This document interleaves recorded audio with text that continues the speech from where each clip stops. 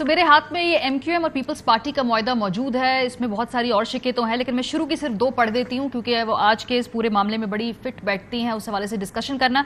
जो पहला इसका सबसे जो टॉप प्रायोरिटी थी वो ये थी कि पीपल्स पार्टी और MQM एक दूसरे के मैंडेट का ख्याल रखेंगी। जो दूसरी इसकी शिक थी कि दोनों पार्टियां इस मुआहदे के तहत तवील मुद्दती पार्टनरशिप कायम करेंगे। ये जो था इस जिस थी पूरे मुआहदे की, जहां से ये सारा मामला शुरू हुआ था। हमारे साथ वसीम अख्तर साहब मौजूद हैं, बात करने के लिए बहुत शुक्रिया वसीम साहब। अभी पहले इलेक्शन के हवाले से बात कर लेते हैं। पीपल्स पार्टी ने इस पर रद्द-ए-अमल दिया। उन्होंने कहा कि जब भी कोई हारता है तो वो धांधली का इल्जाम लगाता है, जो जीतता है वो नहीं लगाता। तो जो हार रहा होता है उसे धांधली कहना है। पाकिस्तान की ये सियासी एक तरीके से रिवायत है, इसलिए आप ये आज कह रहे हैं। हाँ, बात तो सही है, ऐसा होता है, मगर सारे दिन आज चैनल्स ने जो तस्वीर पेश की 14 डिस्ट्रिक्ट्स की, वो सबने देखी। किस तरह से इलेक्शन कंडक्ट किए जा रहे थे वहाँ। इसमें इलेक्शन कमीशन जिम्मेदार है, मैं तो हुकूमत सिंध को भी जिम्मेदारी देता हूँ। बैलेट बॉक्सेस उठा के नजर आ रहा है, क्लिप्स में लेके जाया जा रहा है। डाकू आ गए कच्चे के इलाके से इलेक्शन में मुदाखलत करने। उसके बाद बैलेट पेपर पे सियासी जमातों के नाम नहीं हैं, उनके निशानात नहीं हैं, ये इलेक्शन कमीशन की जिम्मेदारी है। तो ऐसे कैसे होगा इलेक्शन? कौन मानेगा इसको? इलेक्शन फायरिंग हो रही है, एक साहब शहादत हो गई इसकी। तो ये मैं इल्जाम नहीं लगा रहा, मैं तो सिर्फ आपको बता रहा हूँ हार जी। मेरे तो वहाँ लोग बहुत सारे जिलों में खड़े ही नहीं हुए हैं। मीरपुर खास, सक्खर, नवाबशाह, टंडो आदम, हमारा तो जो कैंडिडेट है वो इन इलाकों में है। बाकी 14 अजला हैं, सब जगह ये हुआ है। तो मेरी हार जीत पे इसको ना डालें, हमें एक मिसाल कायम करनी चाहिए।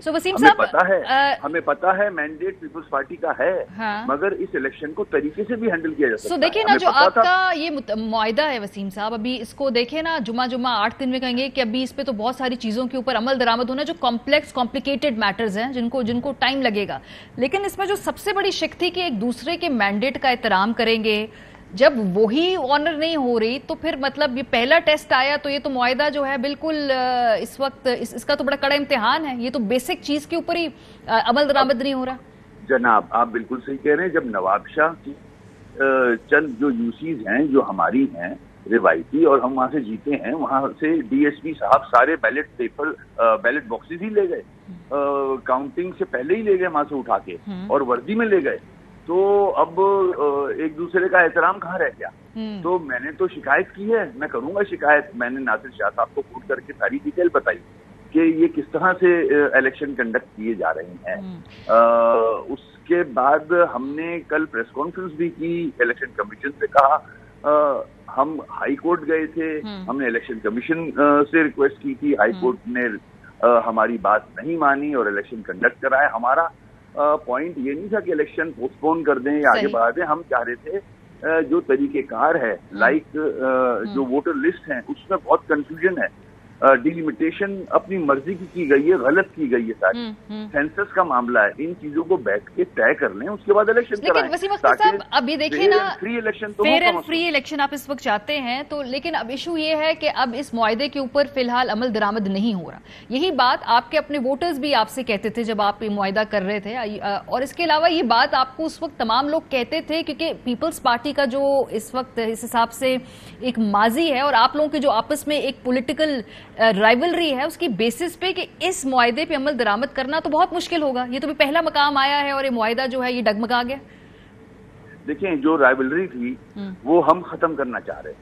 हमारी जो मीटिंग हुई थी बिलावल साहब से और आसिफ जरदारी साहब से, वो बड़े हैं सिंध के, उन्होंने हमें बिल्कुल यकीन दिलाया था। आज भी मुझे उन दोनों पे यकीन है कि जो उन्होंने वादा किया है पूरा करेंगे।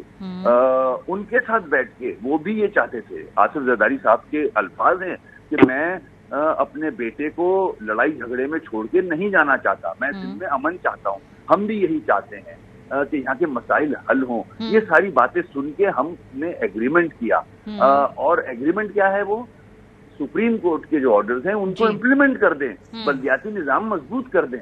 हमारा ये डिमांड है हमारी। जो रुकावट क्या है वसीम साहब, कौन नहीं होने दे रहा ये सारे काम कि मुआहदे के ऊपर अमल दरामद कौन नहीं होने दे रहा? किस डिले हो रहा? मैं किसी पे इल्जाम नहीं लगा रहा। मेरी मीटिंग हुई है, हमारी सबकी मीटिंग हुई है, हमारी कमेटियां बनी हुई थी। इस पे डिले हो रहा है जिससे नुकसान हो रहा है। हमारे वोटर्स परेशान हैं, हमारे सपोर्टर्स परेशान हैं कि जिस वजह से हमने पीपल्स पार्टी से एग्रीमेंट किया था और पहली शिक जो प्रायोरिटी है वो एक्ट की थी कि बल्दियाती निजाम को मजबूत करने का वो एक्ट बन जाए जो सुप्रीम कोर्ट ने ऑर्डर किए हैं, वो नहीं हो रहा।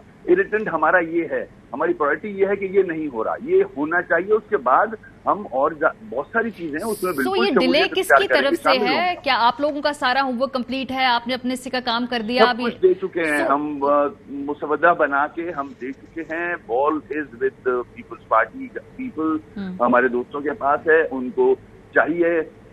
फिर आपके तवज्जो से भी रिक्वेस्ट कर लूंगा आसिफ साहब से कि प्लीज इसको जल्द से जल्द इम्प्लीमेंट करा दें। आपके जो गवर्नर तैनाती का मामला, ये तो ऐसे फैसले हैं जो देखिए ना, पंजाब के अंदर भी लगवा लिया पीएमएलएन ने अपना गवर्नर, कैसे लगवाया वहां तो उतनी पॉलिटिकल एक मसला बना, तो उस दौरान भी उन्होंने वहां पे गवर्नर लगवा लिया, इंतजार किया, सदर साहब को समरी भेजी, सदर साहब ने अपना टाइम लिया, फिर भी वहां पर इस वक्त पीएमएलएन का अपॉइंटेड गवर्नर है। ये जो आपका सिंध का गवर्नर है, ये इसकी अपॉइंटमेंट क्यों नहीं हो पाई? ये बात हुई है आपकी अभी आप जो मिले शहबाज साहब आए थे? मैंने अभी कहा था हमारी पार्टी की प्रायोरिटी वो एक्ट है बल्दियाती सिस्टम को मजबूत करने के लिए। ये सेकेंडरी चीजें हैं सारी हमारे लिए। ये एक्ट हो जाएगा तो इंशाल्लाह ये सारी स्लॉट्स भी ले लेंगे। हमने लिए ये स्लॉट, अभी एक मिनिस्टर ऑफ स्टेट हमारा बाकी है, हम बाद में लेंगे ये, मगर पहले प्रायोरिटी हमारी एक्ट की है।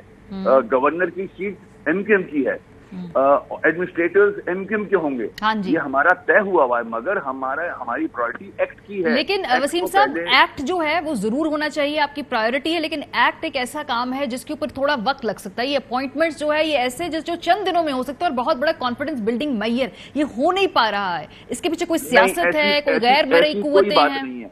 ऐसी कोई बात नहीं है। हम चाहें तो कल हो जाए, मगर हमारी प्रायोरिटी उस एक्ट की है। Please try to understand. हमें बल्दियाती निजाम मजबूत चाहिए। सही। अच्छा, ये जो आज आप इंतखाबात के हवाले से बात कर रहे हैं, यही बात तो आज पाकिस्तान तहरीक इंसाफ भी कर रही है और इससे पहले भी वो कर रहे हैं जी कि इलेक्शन कमीशन जो है उसकी सलाहियत के ऊपर हमें शक है। तो ये तो एमक्यूएम ऑलमोस्ट वही बात कर रही है जो तहरीक इंसाफ पिछले चंद माह से कर रही है। देखिए, हो सकता है ऐसी चीजें हैं जहां हम समझते हैं कि गलत हो रहा है तो उस पर तो आवाज बुलंद करेंगे। अगर पीटीआई की समझती है तो वो भी कर रही है, इसमें कोई ऐसी बात नहीं है। हमने कोई मिल के फैसला नहीं कर लिया। जहां हम समझेंगे कि इश्यूज हैं जो रिजॉल्व नहीं हो रहे, कहीं गलत हो रहा है, तो बिल्कुल उस पर आवाज बुलंद कर रहे हैं हम। सो इस इशू पे क्या साथ मिलकर चलने के कोई ऑप्शन है, कोई आपस में कोई राब्ते के? क्योंकि ऑब्वियसली सिंध के अंदर जो है आप दोनों अग्रीव पार्टीज है ना, ये मैंने पूछा अली जैदी साहब से भी, उन्होंने कहा ट्रस्ट डेफिसिट बहुत ज्यादा है, हो नहीं सकता, उनको आप पे ट्रस्ट नहीं है, आप कभी भी यूटर्न मान सकते हैं, ये लफ्ज थे उनके कि आप कभी भी डील करके साइड पे निकल जाएं और हम अकेले रह जाएं। तो बड़े परेशान हैं मेरे ख्याल में जैदी साहब। पहले तो बड़ा अच्छा ट्रस्ट था, हम नफीस इंसान थे जब तक हम इनको इनका साथ दे रहे थे, और ये साथ भी कैसे दे रहे थे आपको ही पता है। टेलीफोन एक्सचेंज में बैठ के वहां से कॉलें करवाते थे खुद। तो वो छोड़ें इस बात को, सब चेहरे सब लोग जानते हैं कराची के साथ क्या किया 3.5 साल। हमने 3.5 साल सपोर्ट किया, इनको कम से कम एहसान तो माने। ये बात आज फवाद चौधरी साहब ने ट्वीट की, उन्होंने कहा कि आपने अपने फैसले खुद थोड़ी करने होते हैं, आप तो इंतजार करते हैं फोन कॉल्स के और फिर आपके फैसले होते हैं। जो आपने कहा हम हुकूमत छोड़ देंगे, तो वो कह रहे हैं फैसला आपने नहीं करना। हाँ, कोई आपको फोन करेगा और फिर आप छोड़ देंगे हुकूमत। अभी वो फोन नहीं आया। मैं वही तो बोल रहा हूँ, ये बात कह कौन रहा है? ये देखिए ना कि आप तो किसी फोन कॉल का इंतजार करते हैं, वही तो बता रहा हूँ। ये तो 3.5 साल टेलीफोन एक्सचेंज पे बैठे रहे और हमें वहां से कॉल करवाते रहे, ये बोल कौन रहा है? तो ठीक है। और आखिरी जो आपके दोस्त थे इमरान इस्माइल साहब ने, उन्होंने तो खैर आपको सीधी सीधी ऑफर करा दी एमक्यूएम को, उनका वापस आ जाए, फोन का भी इंतजार ना करें, वापस आए, साथ मिलके काम करते हैं, चलते हैं साथ। मुझे हंसी आई थी ये बात मैंने सुनी थी। दोस्त हैं मेरे इमरान इस्माइल साहब, मगर वो जानते हैं किस तरह इक़्तिदार में आए थे। मेरी 14 सीटें फिर 7 सीटें वो लेके तो इक़्तिदार में आए थे। सही, चले, बहुत शुक्रिया।